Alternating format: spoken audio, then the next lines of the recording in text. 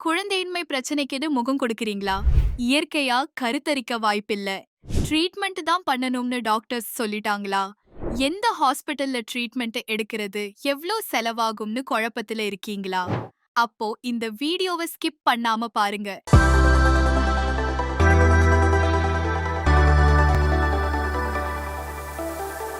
ஏகப்பட்ட பிரச்சனைகள் ஐயுஏல இருக்கு. குழந்தையின்மை பிரச்சனைக்கு முதல் நிலை சிகிச்சைன்னா அது ஐயுஏ தான். முதல்ல உங்க டாக்டர் உங்களுக்கு ஐயுஏ சிகிச்சையை பரிந்துரைக்கிறாங்க அப்படின்னா பெண்களுக்கு வயசு 35க்கு குறைவா இருக்கணும். ரொம்ப ரேரா மட்டும்தான் 40 வயசுல இருக்கிறவங்களுக்கு இந்த சிகிச்சை சக்சஸஸ் தரும். அதுலயும் இப்போ ஹைடெக் ஐயுஏ சிகிச்சைலாம் வந்துடுச்சு. சரி, இப்போ இந்த சிகிச்சை எப்படி பண்றாங்கன்னு பார்ப்போம். சிகிச்சை எடுத்துக்கிற பெண்ணோட மாதவிலக்கு ஆரம்பிச்ச 2வது நாள் முதல் கருமுட்டை வளர்ச்சியை தூண்டுறதுக்காக ஒரு மருந்து கொடுப்பாங்க. அதுவும் தேவைப்பட்டா மட்டும்தான். அடுத்து 5வது அல்லது 7வது அல்லது 9வது நாள் அந்த பெண்ணோட சினைப்பைகள ஒரு ஸ்கேனிங் பண்ணி கருமுட்டைகளோட முதிர்ச்சி நிலைய டெஸ்ட் பண்ணுவாங்க. இந்த டெஸ்ட் ரிசல்ட்டோட அடிப்படையில உயிரணுவ செலுத்துறதுக்கான நாளை உறுதி செய்வாங்க. குறிப்பிட்ட தினத்துல ஆணோட விந்தணுவை வெளியே எடுத்து உயிரணுக்களை தயார் பண்ணி பெண்ணோட கருப்பையில செலுத்துவாங்க. இந்த விந்தணுவ தேர்வு செய்யறதுலயும் நிறைய ப்ரொசீஜர் இருக்கு. ஓரளவு குறைவான உயிரணு உள்ள அல்லது குறைவான நீந்தும் திறன் கொண்ட உயிரணு இருக்க ஆணோட விந்தை எடுத்து ஸ்பெர்ம் ஃபியூஜ் அப்படிங்கிற மெஷின்ல பல்வேறு படிமுறைகளில் தரப்படுத்தி வீரியமுள்ள உயிரணுக்களை தரம் பிரிச்சு எடுத்து அந்த உயிரணுக்களை அவரோட மனைவிக்கு ஒரு மெல்லிய கத்தீட்டர் மூலமா செலுத்துவாங்க. இதனால உயிரணுக்கள் பயணம் செய்ய வேண்டிய தூரம் குறைக்கப்படுது. சீக்கிரமா கருமுட்டைகளை உயிரணு சந்திக்கிறோம் வாய்ப்பு உருவாகுது. ஆனா இந்த ப்ரொசீஜர்ஸ் எல்லாமே அதிகபட்சம் 30 நிமிஷத்துக்குள்ள செய்யணும். அப்படி செஞ்சா மட்டும்தான் இந்த சிகிச்சைக்கான சக்சஸ் நமக்கு 100% கிடைக்க வாய்ப்பிருக்கு.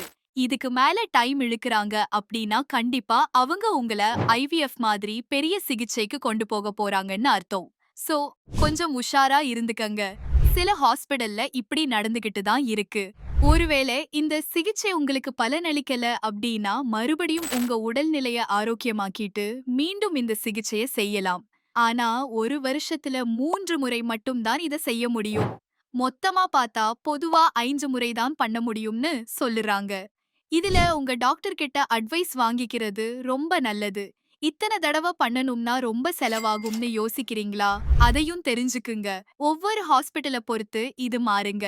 சிலர் இந்த ஐயுஐ சிகிச்சை இலவசம்னு சொல்லி ப்ரொசீஜர் மட்டும் இலவசமா பண்ணிட்டு அதுக்கான மருந்து செலவுன்னு சொல்லி குறைஞ்சது 5000ல இருந்து 10,000க்குள்ள வாங்கிடுவாங்க. ஒரு சில ஹாஸ்பிட்டல்ஸ் ஐயுஐ சிகிச்சை பேக்கேஜ்னு சொல்லி 5,000ல ட்ரீட்மெண்ட் பண்ணுவாங்க. இன்னும் ஒரு சில பெரிய பெரிய ஹாஸ்பிட்டல்ஸ்ல ஹைடெக் ஐயுஏ அப்படின்னு சொல்லி 10,000ல இருந்து 15,000 வரைக்கும் வாங்குவாங்க.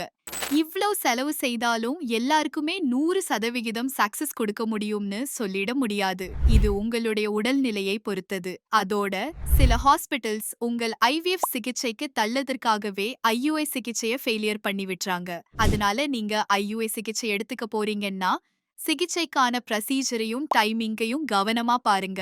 வீடியோவை பார்க்குற உங்கள யாராவது ஐயுஐ செஞ்சு ஃபெயிலியர் ஆகியிருந்தாலோ அல்லது சக்சஸ் ஆகி இப்போ உங்க குழந்தையோட சந்தோஷமா இருந்தாலோ கமெண்ட்ல உங்கள் அனுபவத்தை ஷேர் பண்ணுங்க. அதனால குழந்தை இல்லைன்னு ஸ்ட்ரெஸ்ல இருக்கிற பல பேருக்கு மன ஆறுதலாகவும் தற்கொலை முயற்சி அளவுக்கு போறவங்களுக்கு ஒரு நம்பிக்கையும் கொடுக்கும்.